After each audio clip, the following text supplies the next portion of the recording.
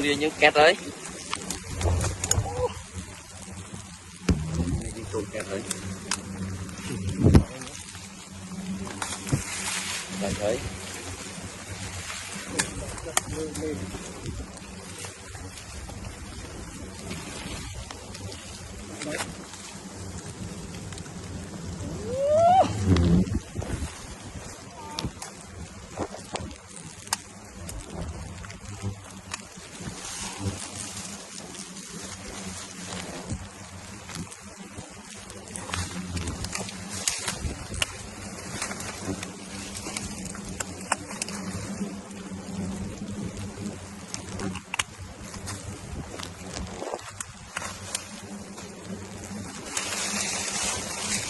bốn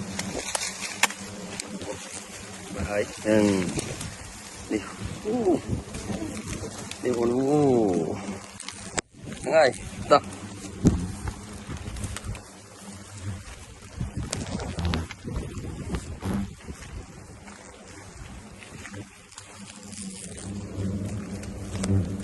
bây giờ chị mẹ khoan rồi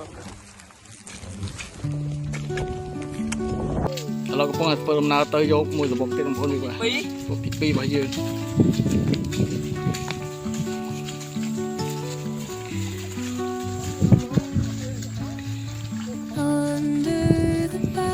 นั่งไงจะมวยนึง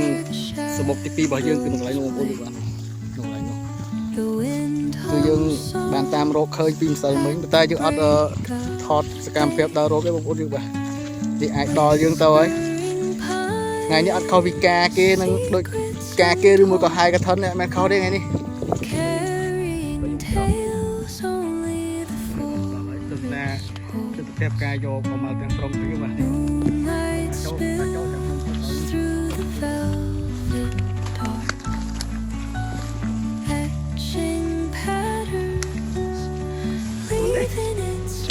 ี่เลยบ้านนี่